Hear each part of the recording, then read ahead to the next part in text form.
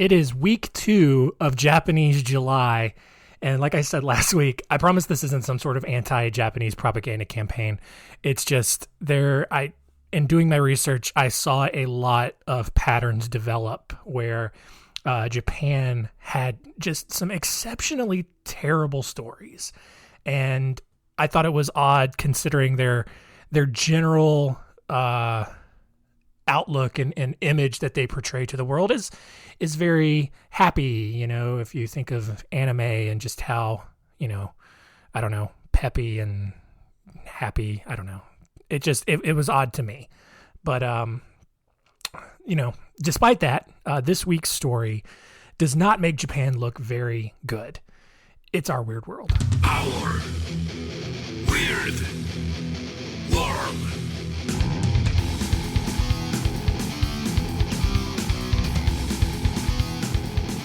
Welcome to Our Weird World. I'm your host, John Henson, and this week is, again, going to just be no bueno. Honestly, there's no real setup to this story. It's just a sad story. So let's get into it.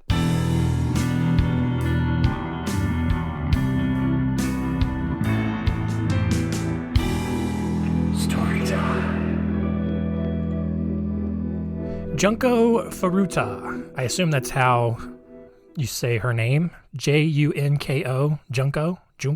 Probably Junko. Furuta. Furuta. Furuta. Junko Furuta. Junko Furuta. All right. Anyway, she was born on January 18th, 1971 in Misato, Japan. She was a relatively normal girl who worked a part-time job after school to earn some extra money. She was one of the most popular girls in her high school, and many of the other students were just really envious of just how beautiful she was. I mean, she was pretty much like the one girl that everyone had in their high school that just somehow was able to do it all. She had the good grades. She was like the hottest girl in class, and she also just had a part-time job. Like, she was very career focused, like just had everything. One student in particular, Hiroshi Miyano, was especially smitten with her. And the problem with that was Hiroshi was the school bully and was a suspected member of the Yakuza, which was a well-known Japanese crime syndicate that I think they still exist today. So because of that, Hiroshi typically got what he wanted, but Junko constantly turned down his request to take her out on a date. And Hiroshi wasn't used to someone opposing him, and it really got on his nerves. So on November 25th, 1988, Hiroshi and his friend Nobuharu Minato were walking around the city of Misato looking for women to rape, because that's just how they chose to spend their free time. It's kind of what the Yakuza does. When they saw Junko riding home from work on her bike, Hiroshi ordered Minato to knock her off the bike and run away. And once he did that, Hiroshi quickly ran up, acting like Junko's knight in shining armor, and offered to walk her home. Junko was obviously shaken by that, and she agreed to let, Hiroshi walk her home.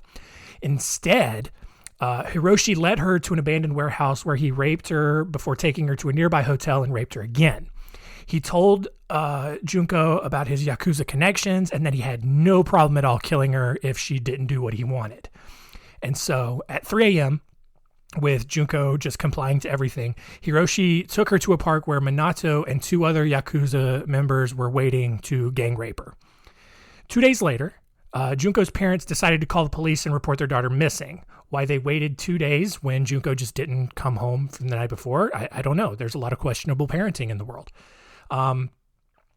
When police started, when news got out that the police were searching for Junko, Hiroshi forced her to call her parents and tell them that she had run away and was staying with a friend. Hiroshi also forced her to tell her mother to have police cancel the investigation because, obviously she wasn't really missing. She just ran away. When the Yakuza and Hiroshi, they still needed to bring Junko around and make sure that everybody was keeping up appearances. And so Junko was actually forced to pose as Minato's girlfriend so his parents wouldn't suspect anything whenever the gang went over to hang out. However, Minato's parents were already aware of Hiroshi's Yakuza connections and feared any sort of retaliation if they did anything to help the girl. So Minato's parents, they knew Junko was in trouble. But because Hiroshi and the Yakuza had such a reputation, like they bowed to this little high school kid and just let him do whatever he wanted. Even more, Minato's brother knew what was going on. So it wasn't just, Minato's parents, it was his brother too. Like they knew what was going on and no one did anything. Over the next month, Junko was raped over 400 times by 4 different men. And as if that wasn't enough, they also hung her from the ceiling and used her as a punching bag. They starved her, aside from the times they forced her to eat live bugs and drink her own urine. They also dropped dumbbells on her stomach. They took turns inserting foreign objects into her body, like lit fireworks and light bulbs. It was really bad. I told you this was going to be bad. After another boy was bullied into raping Junko, he ran home and told his parents, who immediately called police. When officers arrived at Minato's house where Junko was being kept, Minato's parents told police that there wasn't actually a girl there, but they were welcome to come look around if they wanted.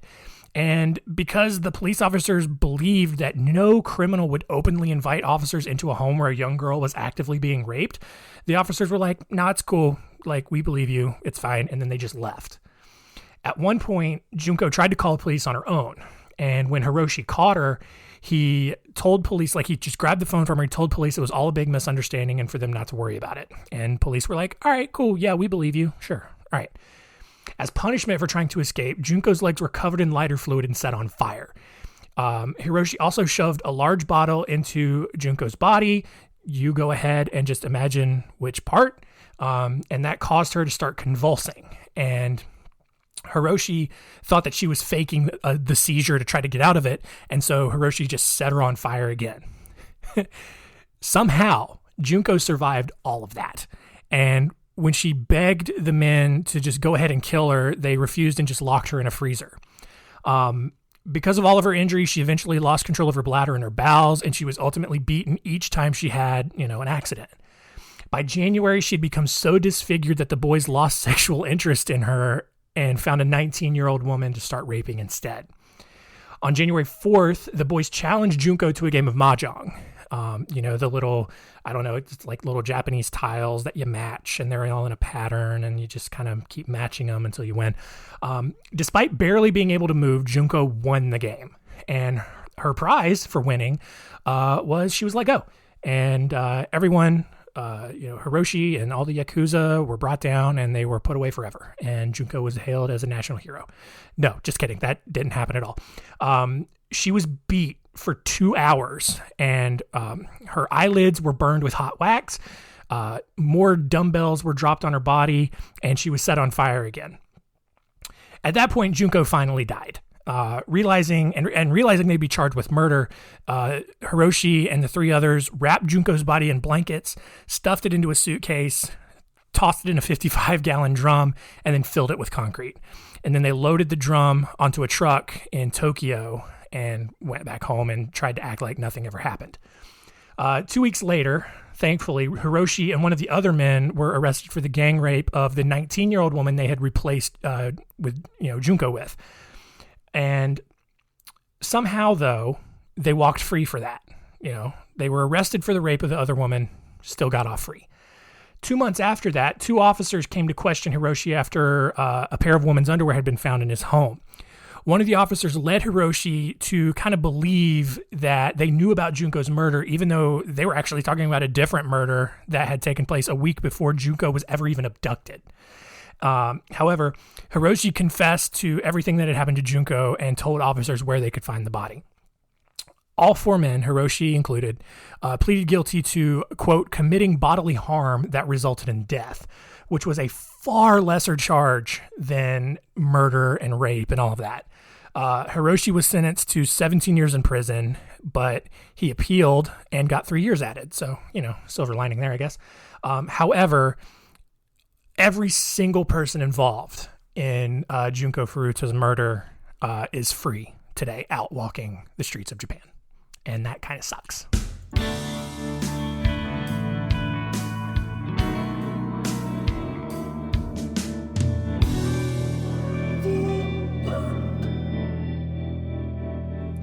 So,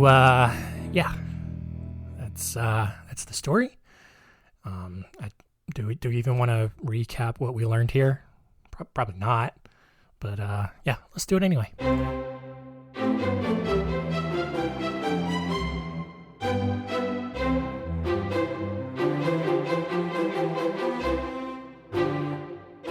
What did we learn? Number 1, don't mess with anyone in the Yakuza. They will rape you and burn you and ultimately kill you and stuff your body in a drum and then also get away with it. Number 2, even though she'd been beaten to a pulp, Junko still was able to beat people in Mahjong, which is probably the only bright spot of this entire story. And number 3, Japanese laws suck. No one involved in this should be free right now, but everybody's free.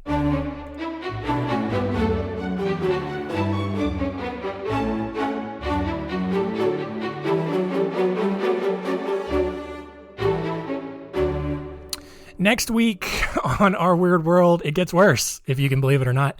I'm going to tell you the story of serial killer Tsutomu Miyazaki. A lot of little Japanese girls die in this story, so get ready for that. But yeah, otherwise, thank you for listening. Tell all your friends, maybe, I don't know, if they're sensitive, tell them to start listening next month, but keep it weird.